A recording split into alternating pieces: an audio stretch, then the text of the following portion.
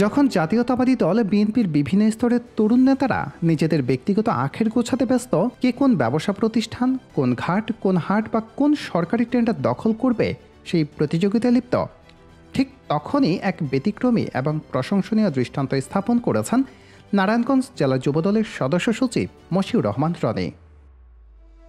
বিএনপির ৪৭তম প্রতিষ্ঠা বার্ষিকীর প্রাক্কালে শহীদ রাষ্ট্রপতি জিয়াউর রহমানের আদর্শে উজ্জীবিত হয়ে এবং দলের ভারপ্রাপ্ত চেয়ারম্যান তারেক রহমানের সুনির্দিষ্ট নির্দেশনায় তিনি ফতুল্লার ভয়াবহ জলাবদ্ধতা কবলিত ডিএনডি বাঁধ এলাকায় অসহায় ও দুর্গত মানুষের পাশে দাঁড়িয়েছেন।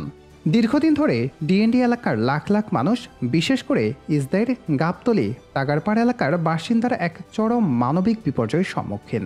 ১৩০০ কোটি টাকার মহাপরিকল্পনাও এই অঞ্চলের মানুষের জলাবদ্ধতার স্থায়ী দুর্যোগ লাঘব করতে পারেনি। বর্ষার মৌসুমে সামান্য বৃষ্টিতেই এসব এলাকা তলিয়ে যায়, জনজীবনের বিপর্যয় হয়ে পড়ে, স্কুল, কলেজ, ব্যবসা বাণিজ্য সবকিছু স্থবির হয়ে যায়। এমন এক প্রেক্ষাপটে মশিউর রহমান রনি সম্পূর্ণ নিজ উদ্যোগে এগিয়ে এসেছেন। তিনি ব্যক্তিগত ব্যবস্থাপনায় এই এলাকার অকার্যকর খালগুলো পুনর্খনন ও পরিষ্কার করার মহৎ কাজ শুরু করেছেন।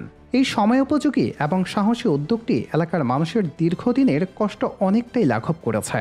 রনির সামান্য কিন্তু অত্যন্ত কার্যকরী এই পদক্ষেপ, যা তাদের স্থায়ী জলাবদ্ধতা থেকে মুক্তির স্বপ্ন দেখাচ্ছে।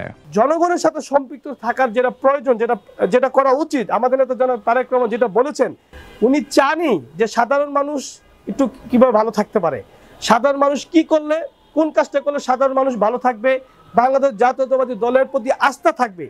জনাব তারেক রহমানকে যেমন বিশ্বাস করে, সেই বিশ্বাসটা আমাদের উপরে কিভাবে আসে, নেতা কর্মীদের উপরে বিশ্বাসটা কিভাবে আসে, সেই কাজটি করার চেষ্টা করি।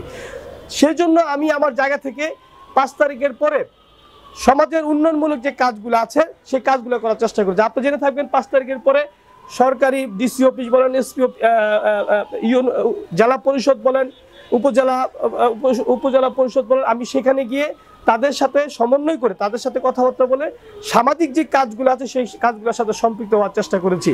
এবং রাস্তাঘাট করার ক্ষেত্রে, খাল খনন করার ক্ষেত্রে সেই কাজগুলো করে। আমাদের নেতা জনাব তারেক রহমান, তার বাবা শহীদ রাষ্ট্রপতি জিয়াউর রহমান বীর উত্তম, তিনি খাল খননের মাধ্যমে সারা বাংলাদেশে কিন্তু একটি রুট মডেল হিসেবে তিনি প্রতিষ্ঠিত হয়েছিলেন, শুধুমাত্র একটি খাল খননের কারণে। কারণ উনি জানে বাংলাদেশে যদি এই খাল খননটি করা হয় তাহলে বাংলাদেশে এই দেশে আর কোনো বন্যা হবে না এবং জলবদ্ধতা মানুষ আর থাকবে না। শুধু খাল খনন নয়, যেখানেই মানবিক বিপর্যয় ঘটছে সেখানে এগিয়ে আসছেন রনি। সর্বশেষ তিনি ব্যক্তিগত উদ্যোগে পঞ্চবটি বক্তাবলী সড়কের মুসলিমনগর দক্ষিণপাড়া জমজম জামে মসজিদের সামনের ভাঙা অংশটুকু সংস্কার করে দিয়েছেন, যার কারণে এই সড়কে চলাচলকারী হাজার হাজার মানুষ উপকৃত হয়েছে। এলাকাবাসী রনির এই প্রচেষ্টাকে সাধুবাদ জানিয়েছেন। তারা বলছেন, যেখানে কোটি কোটি টাকার সরকারি প্রকল্পও সমস্যার সমাধান করতে ব্যর্থ, সেখানে একজন তরুণ রাজনৈতিক নেতার এমন মানবিক ও সক্রিয় ভূমিকা সত্যি প্রশংসার যোগ্য। এটি কেবল যুবদলের ভাবমূর্তি উজ্জ্বল করে দেয়, বরং বাংলাদেশের রাজনৈতিক সংস্কৃতিকে একটি ইতিবাচক পরিবর্তনের ইঙ্গিত দিচ্ছে।